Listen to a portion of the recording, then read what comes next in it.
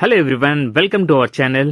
ఈ వీడియోలో మనం వైజాగ్లోని ఋషికొండ సమీపంలో ఉన్నటువంటి తిరుమల తిరుపతి దేవస్థానం వారిచే నిర్మించబడిన వెంకటేశ్వర స్వామి యొక్క టెంపుల్ ని ఇక్కడ చూడబోతున్నాం.